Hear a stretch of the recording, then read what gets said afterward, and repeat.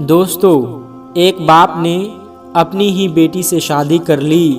اس کے بعد اس باپ پر ایسا عذاب نازل ہوا جس کو سن کر یقیناً آپ کے بھی روح کانپ جائے گی، آپ بھی حیران و پریشان ہو جائیں گے۔ اس لیے آج کا یہ ویڈیو آپ سبھی کے لیے بہت ہی زیادہ خاص ہے۔ آپ اسے لائک کریں یا نہ کریں، لیکن آپ اسے آخر تک ضرور دیکھیں اور اس ویڈیو کو شیئر بھی ضرور کر دیں تاکہ یہ عبرتناک واقعہ اور لوگوں تک پہنچ جائے۔ دوستو، سب سے پہلے آپ کو بتا دیں کہ یہ جو واقعہ آج ہم آپ کو بتانے والے ہیں، یہ واقعہ کوئی من گھڑت نہیں یا کوئی قصہ نہیں ہے، بلکہ یہ سچا واقعہ ہے جو پاکستان کے جھیلم ضلع کے ادرانہ گاؤں میں پیش آیا ہے۔ دوستو، اس دنیا میں کچھ بد نصیب لوگ ایسے ہیں جو ایسی شرمناک حرکتیں کر جاتے ہیں جس کی وجہ سے پوری انسانیت شرمسار ہو جاتی ہے، یعنی کہ پوری انسانیت شرما کر رہ جاتی ہے۔ دوستو، جیسا کہ آپ سبھی کو معلوم ہے کہ اس دنیا میں ایک باپ اور بیٹی کا رشتہ کس طرح کا ہوتا ہے۔ ایک باپ اپنی بیٹی کا محافظ ہوتا ہے۔ ایک لڑکی، ایک عورت اگر دنیا میں سب سے زیادہ کسی مرد پر بھروسہ کرتی ہے تو وہ ہوتا ہے اس کا باپ۔ ایک لڑکی اگر دنیا میں سب سے زیادہ جس کو چاہتی ہے، سب سے زیادہ محبت کرتی ہے تو وہ ہوتا ہے اس کا باپ۔ ایک باپ کی محبت و شفقت اپنی بیٹی کے لیے سب سے انمول ترین دولت ہوتی ہے۔ اگر کسی لڑکی کو اس دنیا میں کوئی ڈراتا ہے، دھمکاتا ہے اور ایسے میں جب وہ لڑکی گھبرا جاتی ہے تو وہ بیٹی بھاگ کر اپنے باپ کے مضبوط بازوؤں میں جا کر چھپ جاتی ہے۔ لیکن اگر وہی باپ درندہ اور ظالم بن جائے تو وہ بیٹی کہاں جائے؟ اگر کوئی ظالم باپ اپنی ہی بیٹی کے ارمانوں کو کچل دے تو پھر وہ بیٹی کہاں جائے اور کس سے فریاد کرے؟ دوستو، پاکستان کے ادرانہ گاؤں میں رہنے والی ایک ماں نے یہ سچا واقعہ بیان کیا ہے۔ وہ ماں کہتی ہے کہ میرا شوہر بہت ہی عیاش قسم کا ایک ظالم شخص تھا۔ وہ دن بھر شراب پینے میں لگا رہتا تھا۔ اس کو نہ گھر کی فکر تھی اور نہ ہی ہماری وہ کام بھی کچھ نہیں کرتا تھا، بلکہ وہ ہم سب پر ظلم کیا کرتا تھا۔ میں اپنے 2 بیٹے اور 1 بیٹی کے ساتھ گھر میں رہتی تھی۔ میرا شوہر ایک تو کچھ کماتا نہیں تھا، اوپر سے ہمارے کمائے ہوئے پیسوں کو لے کر جا کر شراب پیتا تھا اور جوا کھیلتا تھا۔ اس سے ہمارے لیے بھی گھر چلانا مشکل ہو رہا تھا۔ اس لیے ہمارے لیے بھی گھر چلانا مشکل ہو رہا تھا۔ ہم دن بھر کام کر کے 2 وقت کی روٹی بھی بڑی مشکل سے کما رہے تھے، اور اوپر سے میرا شوہر رات کو کچھ شرابی دوستوں کو لے کر ہمارے گھر میں بیٹھا دیتا تھا۔ ایک بار ایسا ہوا کہ ہم روز کی طرح اپنے کام پر چلے گئے۔ میری بیٹی گھر میں اکیلی تھی۔ اس وقت میرا شرابی شوہر اپنے شرابی دوست کے ساتھ گھر آیا اور گھر میں آنے کے بعد میری بیٹی کو آواز لگانے لگا۔ میری بیٹی ان لوگوں کے پاس نہیں جانا چاہتی تھی، مگر میرے شوہر نے غصے سے چیخ کر آواز لگانا شروع کر دی، جس سے ڈر کر میری بیٹی ان کے پاس چلی گئی۔ اپنی بیٹی کو سامنے دیکھ کر باپ کہنے لگا کہ ہمیں زور کی بھوک لگی ہے، ہمارے لیے کچھ کھانا بنا کر لاؤ۔ میری بیٹی ان کے لیے کھانا بنانا چاہتی تھی، لیکن ڈر اور خوف کی وجہ سے وہ رسوئی گھر میں گئی اور ان کے لیے کھانا بنانے لگی۔ پھر جب کھانا تیار ہو گیا تو بیٹی باپ اور دوست کے سامنے پہنچی۔ میری بیٹی پر میرے شرابی دوست کی نظر پڑی تو کافی دیر تک میری بیٹی کو غور سے دیکھتا رہا۔ پھر جب وہ کھانا رکھ کر باہر چلی گئی، میرے شوہر کا وہ شرابی ساتھی کہنے لگا کہ یار، تمہاری بیٹی تو بہت خوبصورت ہے اور جوان بھی ہے۔ ایک بات کہوں، تمہاری بیوی تو دن بھر گھر سے باہر رہتی ہے اور وہ کافی بوڑھی بھی ہو چکی ہے، اور تم تو ایک دم جوان لگ رہے ہو، کیوں نہ تم اپنی اس بیٹی کے ساتھ نکاح کر لو تاکہ پھر تم دونوں اپنے گھر میں مزے سے رہو۔ ان دونوں پر اس وقت شراب کا نشہ اور شیطان غالب آ چکا تھا، یعنی کہ ان لوگوں کے دماغ پر شیطان حاوی ہو چکا تھا۔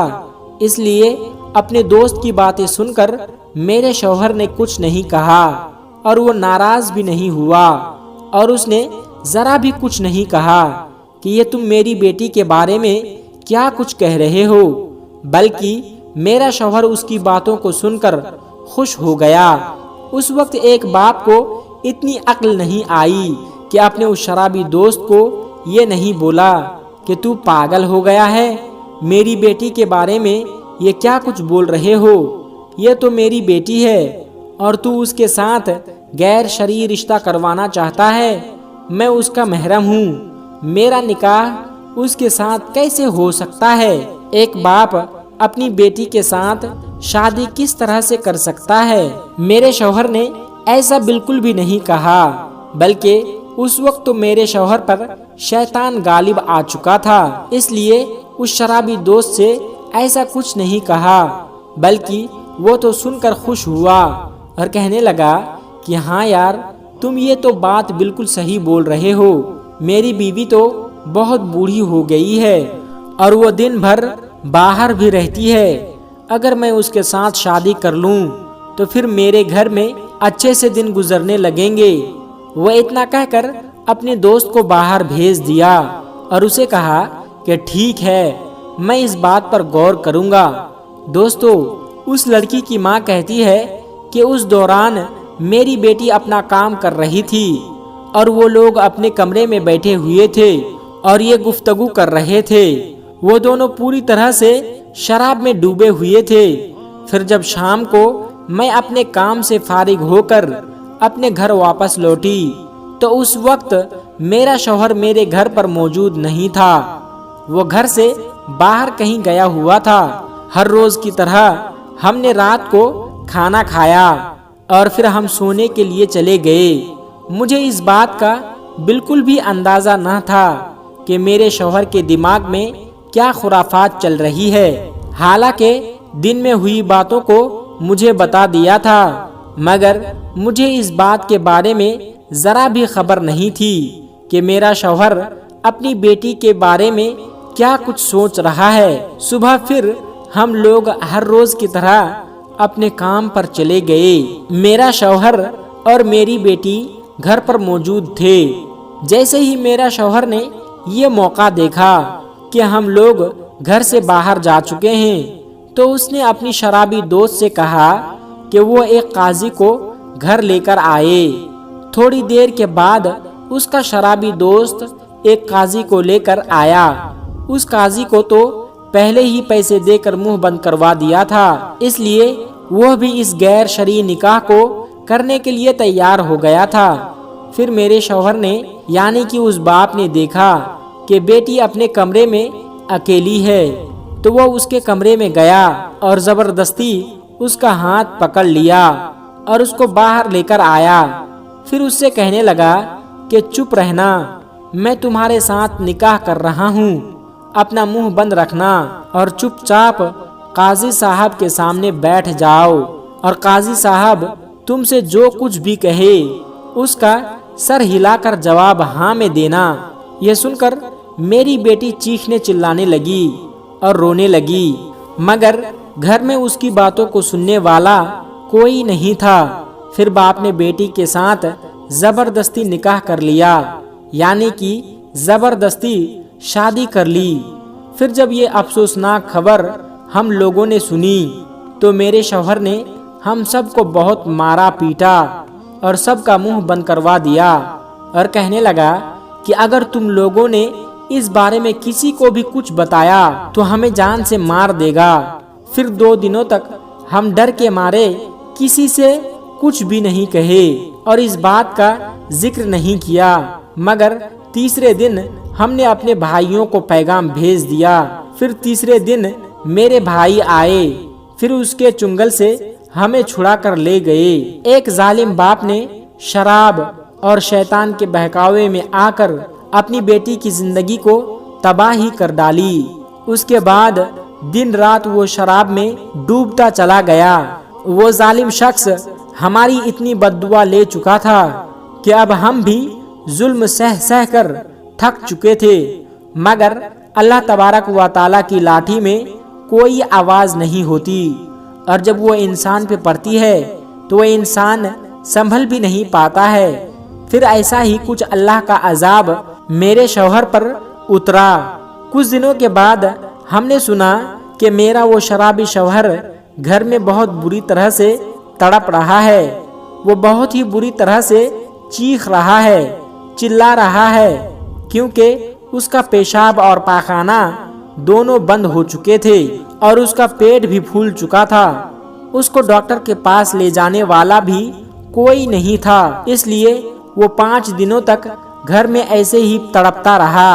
آخر میں 5 دنوں کے بعد گھر میں پڑے پڑے کچڑے کے ڈھیر میں موت آ گئی۔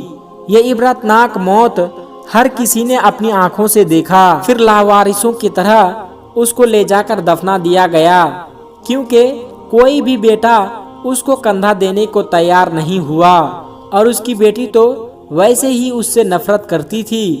وہ عورت کہتی ہے کہ آج میرا شوہر نہیں رہا۔